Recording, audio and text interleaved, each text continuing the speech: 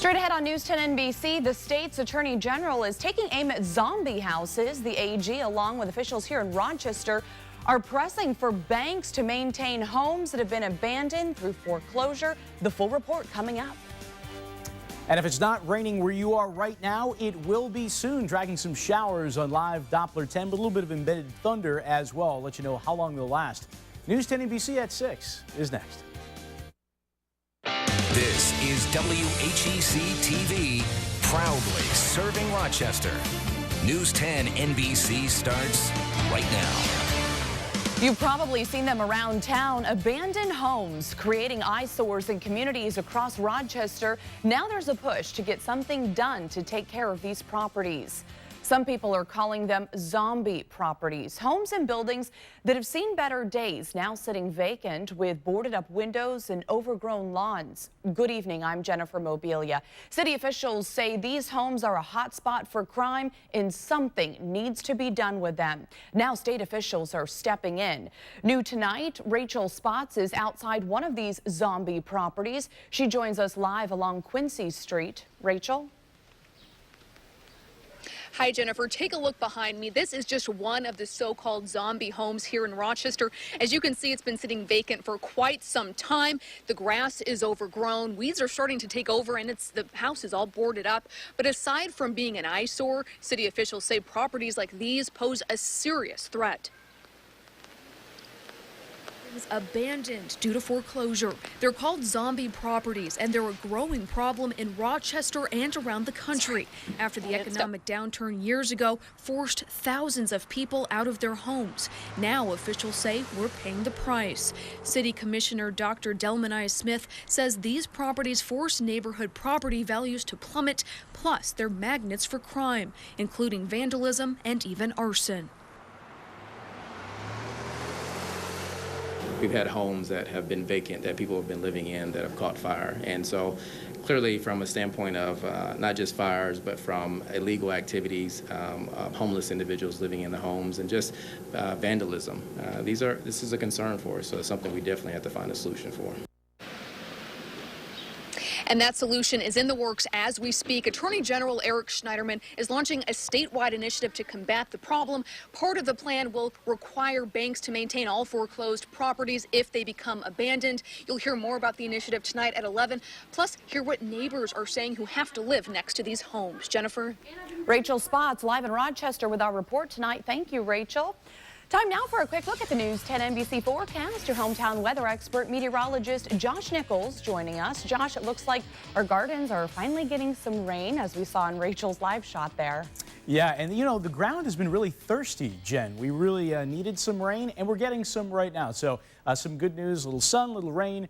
Great for the gardeners, great for the farmers who are getting the corn in right now. Let's show you what's happening live on Doppler 10. You can see there is a stripe of moderate to heavy rainfall extending from about the Lake Ontario State Parkway southeast into the Bristol Hills and cutting a path right through Rochester. That is going to be tracking off to the north and east. And if it's not raining where you are right now in places like Williamson, it will be here in the next half hour or so. Now, this rain isn't going to really last long. It'll probably begin to dwindle after midnight. And as our quick look shows you here, it's going to be cooler, mainly dry for the day on Monday before it turns unsettled once again for the remainder of the week. So there's your planner at 8 o'clock in the morning. We're at 64 degrees.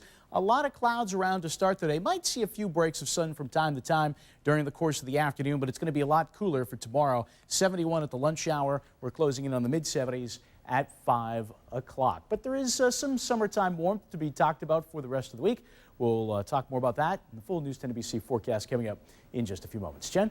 All right, thanks, Josh. 3 men are okay after fire officials say their boat tipped over on Long Pond in Greece. We're told the engine on the boat failed and started taking in water. That's when the boat flipped. When rescue crews arrived, they say they found the 3 men in the water. Officials say they were able to get the men out of the water quickly without any injuries. Another rescue this afternoon after a man got stuck in the mud. It happened just before 3 o'clock at Powder Mills Park in Pittsford. Fire officials say the man was on a hike when he got tired, then stuck. More than 50 people from several departments responded to the man's 911 call. Rescue crews were able to find him by tracking his cell phone's GPS. Officials say they were able to successfully get the man out of the mud and no one was injured. New at 6, a Clyde man is behind bars after the Ontario County Sheriff's Office says he had sexual contact with a minor. 43-year-old James Smith is charged with sexual abuse in the first degree. Deputies say he had sexual contact with a 16-year-old girl while she was incapacitated. Investigators say the incident happened during the early morning hours on June 2nd in the town of Phelps. Smith is being held at the Ontario County Jail without bail. New tonight, many of us look forward to the annual Fairport Canal Days. The festival just wrapped up, but an unattended package caused quite a scare this morning before the event got started. Take a look. Main and High Streets were closed for a while as officers investigated a suspicious package that was left at the festival. Police tell us the package was deemed safe and the area opened back up to festival goers. We spoke with the Fairport mayor about the incident. He tells us it was just a backpack left behind by a teenager accidentally. And it was what a 14-year-old does. And so the police took it seriously and did the checking they had to do. They found the 14-year-old. He came back and claimed it. And it was, thank goodness, it was a non-issue. The rest of the afternoon carried on without issue as thousands packed the streets to enjoy the festival. Well, funeral services are set for the local soldier who died during a training exercise last month at Fort Bragg. Calling hours for Sergeant Shayna Schmeigel will be held on Tuesday at the Michael Tomaszewski Funeral and Cremation Chapel in Batavia from 2 until 8 p.m. Funeral services will be held Wednesday at that same location at 11 a.m.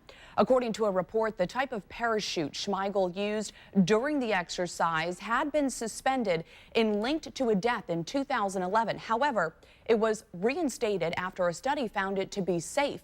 It's not clear at this point if the parachute played a role in Schmeigel's death.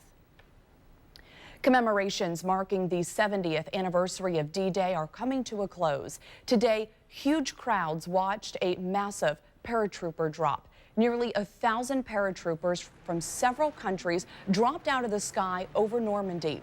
But this time in peace, instead of to take Western France from the Nazis like in World War II. The aerial show reenacted the Normandy landings and closed a week of D-Day celebrations. Well, the House and Senate have scheduled hearings this week to investigate the Taliban prisoner exchange that freed Sergeant Bo Bergdahl. One of the Taliban leaders has already reportedly promised to rejoin the fight against American forces. Meanwhile, we're learning more about Bergdahl's captivity and recovery and threats that have been made against Bergdahl's family. Brian Moore reports from Washington. There are new reports Sergeant Bo Bergdahl told his medical team he was tortured, held in a cage, and tried to escape. Members of Congress say they learned those details from news reports, not from the White House. With respect to escape, no information but rumors. With respect to being tortured, this is the first I've heard of that.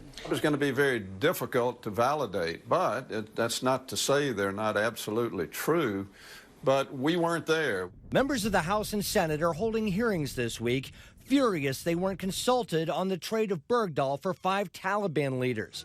One of them has already vowed to rejoin the fight. I'm not telling you that they don't have some ability at some point to go back and get involved, but they also have an ability to get killed doing that. 30% of those who have been released from Guantanamo have re-entered the fight, and we certainly haven't been able to kill all of them. Lawmakers also want to know more about Bergdahl's disappearance, but questions about desertion and possible prosecution will have to wait. Officials tell NBC News Bergdahl is fine physically, but struggling psychologically, and that so far he's chosen not to call his parents. Brian Moore, NBC News, Washington. Now, of course, we will be following the hearings this week on the prisoner swap, and we'll bring you the very latest updates right here on News 10 NBC. Well, still ahead, hundreds riding for a cure. Hundreds of people took part in the American Diabetes Association's Tour to Cure. Wait until you hear how much money these bicyclists are hoping to raise. That's next on News 10 NBC. Well, Well, it was pretty warm out there today, perfect for a nice cold drink. This morning, educators and students from the University of Rochester were out selling lemonade, all to raise awareness for childhood cancer. While handing out glasses, professors were also explaining their research in childhood cancer therapies. The money raised goes to the Alex's Lemonade Stand Foundation, which has raised more than $1 million to help fund cancer research for young children across the country. The weather was also perfect this morning for a bike ride and to raise money for the American Diabetes Association. Nearly 2,000 bikers took part in this year's Rochester Tour de Cure. Bicyclists took part in rides ranging from 3 miles to, get this, 100 miles. Event organizers say today's ride had many purposes: to raise diabetes awareness, funds for research, and get people outside and exercising.